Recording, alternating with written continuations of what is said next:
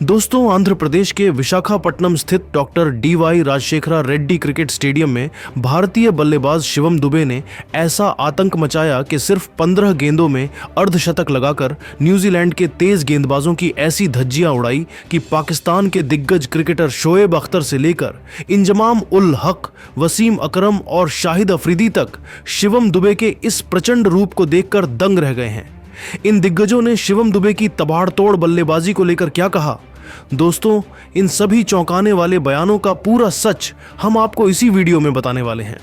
दोस्तों, आंध्र प्रदेश के विशाखापट्टनम स्थित doctor D Y. Rajasekhara Reddy cricket stadium में 5 मैचों की टी20 सीरीज के चौथे मुकाबले में कप्तान सूर्या कुमार यादव ने टॉस जीतकर पहले गेंदबाजी का फैसला किया, लेकिन शुरुआती ओवरों में यह निर्णय पूरी तरह उलटा पड़ता नजर आया। न्यूजीलैंड की ओर से ओपनिंग के लिए उतरे टिम सेफर्ट और डेवोन कॉनवे ने पहले ही ओवर से भारतीय गेंदबाजों पर दबाव बना दिया। डेवोन कॉनवे ने आते ही अपने इरादे साफ कर दिए। जसप्रीत बुमराह और अर्शदीप सिंह जैसे अनुभवी गेंदबाजों के खिलाफ उन्होंने बिना किसी हिचक के चौके छक्के जड़े। कॉनवे की टाइमिंग इतनी शानदार थी कि कई बार फील्डर सिर्फ गेंद को जाते हुए देखते रह गए। दूसरी ओर टिम सेफर्ट ने भी आक्रामक अंदाज अपनाया। उन्होंने स्क्वायर कट, पुल शॉट और कवर ड्राइव से रन बटोरे और रन रेट को लगातार ऊपर बनाए रखा। पावर प्ले खत्म होने तक न्यूजीलैंड 70 रन के पार पहुंच चुका था और स्टेडियम में बैठे भारतीय फैंस थोड़े चिंतित नजर आने लगे थे। डेवोन कॉनवे ने सिर्फ 23 गेंदों में 44 रन ठोक दिए, जिसमें 4 चौके और 3 छक्के शामिल थे। वहीं सेफर्ट ने भी गेंदबाजों को खुलकर खेलने का मौका नहीं दिया और तेजी से रन जोड़ते रहे।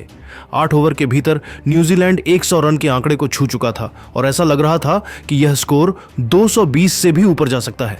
भारतीय गेंदबाजों की लाइन लेंथ बिगड़ती दिख रही थी और हर ओवर में बाउंड्री निकल रही थी, लेकिन इसके बाद मैच ने अचानक करवट ली। कप्तान ने गेंद जसप्रीत बुमराह को सौंपी और उन्होंने अपनी क्लास दिखाई। बुमराह ने सचिन रविंद्र को अंदर आती तेज गेंद पर चकमा देकर पवेलियन भेज दिया। यह विकेट भारत के लिए बेहद अहम साबित हुआ। इसके बाद कुलदीप यादव को गेंद सौंपी गई और उन्होंने आते ही न्यूजीलैंड की रन गति पर ब्रेक लगा दिया। कुलदीप ने अपनी फिरकी से ग्लेन फिलिप्स और डेवोन कॉनवे जैसे खतरनाक बल्लेबाजों को फंसाया और लगातार विकेट निकालकर मैच में भारत की वापसी करवाई। मिडिल ओवर्स में न्यूजीलैंड की पारी लड़खड़ा गई। रन रेट जो 11 से ऊपर चल रहा था वह अचानक नीचे आने लगा। हालांकि डेरिल मिचेल ने एक छोर से संघर्ष जारी रखा और तेज शॉट्स लगाते रहे। उन्होंने 18 गेंदों में 39 रन बनाए और आखिरी ओवरों तक न्यूजीलैंड को मुकाबले में बनाए रखा। टिम सेफर्ट भी 36 गेंदों में 62 रन बनाकर आउट हुए, लेकिन उनके आउट होते ही न्यूजीलैंड की आक्रामकता काफी हद तक कम हो गई। डेथ ओवर्स में भारतीय गेंदबाजों ने बेहतर नियंत्रण दिखाया। कुलदीप यादव ने अपने 4 ओवरों में 2 अहम विकेट निकाले, जबकि बुमराह ने दबाव के क्षणों में रन रोकने का काम किया। अंत में न्यूजीलैंड की टीम 20 ओवर में 7 विकेट के नुकसान पर 215 रन तक ही पहुंच सकी। इस तरह शुरुआती तूफानी बल्लेबाजी के बावजूद भारतीय गेंदबाजों की शानदार वापसी ने न्यूजीलैंड को एक सीमित स्कोर पर रोक दिया। अब मुकाबले का रोमांच और बढ़ चुका था, क्योंकि रन तो बड़े थे, लेकिन भारत के पास जवाब देने के लिए आत्मविश्वास और फॉर्म दोनों मौजूद थे। 215 रनों के बड़े लक्ष्य का पीछा करने उतरी भारतीय टीम की शुरुआत बेहद खराब रही और शुरुआती झटकों ने मुकाबले को रोमांचक बना दिया। पारी की पहली ही गेंद पर अभिषेक शर्मा बिना खाता खोले पवेलियन लौट गए। मैट हेनरी की गेंद पर बड़ा शॉट खेलने की कोशिश में वह कॉनवे को कैच दे बैठे। इस शुरुआती झटके से भारतीय डगआउट में सन्नाटा सा छा गया और रन चेज की मुश्किलें यहीं से बढ़ती नजर आने लगीं। इसके बाद क्रीज पर आए संजू सैमसन ने हालात संभालने की कोशिश की।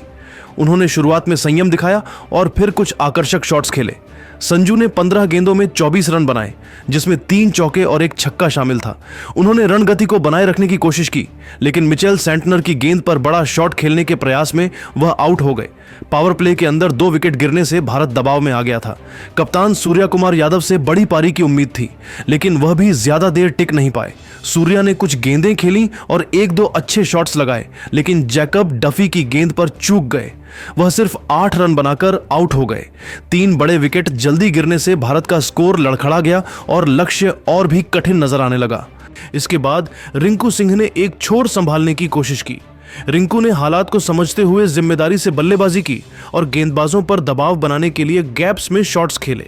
उन्होंने 30 गेंदों में 39 रन बनाए और टीम को संभालने का प्रयास किया। हालांकि झाकरी फोल्क्स की गेंद पर वह एलबीडब्ल्यू आउट हो गए, जिससे भारत को एक और झटका लगा। रिंकू के आउट होते ही भारत की स्थिति और मुश्किल हो गई। हार्दिक पांड्या से उम्मीद थी कि वह तेजी से रन बनाएंगे, लेकिन वह भी सिर्फ 2 रन बनाकर पवेलियन लौट गए। सेंटनर की गेंद पर गलत टाइमिंग ने उनकी पारी खत्म कर दी। 10 ओवर के भीतर 5 विकेट गिरने से भारतीय टीम पूरी तरह बैकफुट पर चली गई। यहीं से मुकाबले में नया मोड़ आया जब शिवम दुबे क्रीज पर आए। दुबे ने आते ही आक्रामक अंदाज अपनाया और बड़े शॉट्स खेलने शुरू कर दिए। उन्होंने दबाव को अपने ऊपर हावी नहीं होने दिया और छक्कों की बरसात कर दी। 19 गेंदों में 54 रन की उनकी विस्फोटक पारी ने मैच में जान डाल दी और स्टेडियम का माहौल पूरी तरह बदल गया। हालांकि शुरुआत बेहद खराब रही थी, लेकिन दुबे की आक्रामक बल्लेबाजी ने यह दिखा दिया कि मुकाबला अभी खत्म नहीं हुआ है। शुरुआती झटकों के बावजूद भारत ने हार नहीं मानी और मैच को आखिरी ओवरों तक खींचने का इरादा साफ नजर आने लगा। शिवम दुबे की इस विस्फोटक पारी ने क्रिकेट जगत में हलचल मचा दी और पाकिस्तान के दिग्गज भी खुलकर उनकी तारीफ करने को मजबूर हो गए। सबसे पहले शोएब अख्तर ने कहा कि शिवम दुबे की बल्लेबाजी ने उन्हें पुराने जमाने के पावर हिटर्स की याद दिला दी। अख्तर के मुताबिक दुबे जिस आसानी से तेज गेंदबाजों को स्टैंड्स के बाहर भेज रहे थे, वह किसी साधारण बल्लेबाज के बस की बात नहीं है। उन्होंने कहा कि 15 गेंदों में अर्धशतक बनाना सिर्फ ताकत नहीं, बल्कि गजब के आत्मविश्वास और सही माइंडसेट का नतीजा है। शोएब ने साफ कहा कि अगर यह खिलाड़ी ऐसे ही फॉर्म में रहा तो वर्ल्ड कप में गेंदबाजों के लिए यह एक बुरा सपना साबित होगा। इंजमाम उल हक ने शिवम दुबे की पारी को छुपा हुआ नगीना बताया। इंजमाम के अनुसार दुबे की बल्लेबाजी में सबसे खास बात यह है कि वह घबराते नहीं हैं और बड़े मौके पर भी अपने शॉट्स पर पूरा भरोसा दिखाते हैं। उन्होंने कहा कि दुबे लंबे कद का फायदा बखूबी उठाते हैं और गेंद की लेंथ जल्दी पहचान लेते हैं। इसी वजह से उनके छक्के इतने सीधे और लंबे जाते हैं। इंजमाम ने यह भी माना कि भारत को अब एक ऐसा मिडिल ऑर्डर बल्लेबाज मिल गया है जो मुश्किल हालात में मैच का रुख अकेले पलट सकता है। पाकिस्तान के महान तेज गेंदबाज वसीम अकरम ने शिवम दुबे की तारीफ करते हुए कहा कि यह पारी सिर्फ ताकत की नहीं, बल्कि क्लास और कंट्रोल की मिसाल थी। वसीम अकरम के मुताबिक दुबे ने जिस तरह से फुल लेंथ गेंदों को लॉन्ग ऑन और लॉन्ग ऑफ के ऊपर से उड़ाया, वह बताता है कि उनकी बैट स्विंग कितनी साफ है। उन्होंने कहा कि दुबे के छक्के सिर्फ जोर से नहीं, बल्कि सही टाइमिंग से जा रहे थे और यही बात उन्हें खतरनाक बनाती है। वसीम ने साफ शब्दों में कहा कि अगर दुबे को सही रोल मिला तो वह किसी भी गेंदबाजी आक्रमण को तहस नहस कर सकते हैं। शाहिद अफरीदी ने शिवम दुबे की बल्लेबाजी को T20 क्रिकेट के लिए परफेक्ट बताया। अफरीदी ने कहा कि दुबे की सोच बिल्कुल साफ है, या तो गेंदबाज पर हावी होना या फिर विकेट देना, लेकिन दबाव में खेलना नहीं। उन्होंने कहा कि दुबे ने जिस बेखौफ अंदाज में लगातार छक्के मारे, वह किसी मैच विनर की पहचान है। अफरीदी ने यह भी कहा कि दुबे की ताकत सिर्फ छक्के मारना नहीं, बल्कि यह है कि वह स्पिन और तेज गेंदबाजी दोनों के खिलाफ एक जैसा असर डाल सकते हैं। इन दिग्गजों की राय में एक बात साफ नजर आई कि शिवम दुबे अब सिर्फ घरेलू क्रिकेट या कुछ पारियों तक सीमित खिलाड़ी नहीं रहे। कुल मिलाकर इन पाकिस्तानी दिग्गजों के बयानों से यह साफ हो गया कि शिवम दुबे की यह पारी सिर्फ एक मैच की कहानी नहीं थी, बल्कि यह आने वाले बड़े टूर्नामेंट्स के लिए एक चेतावनी थी।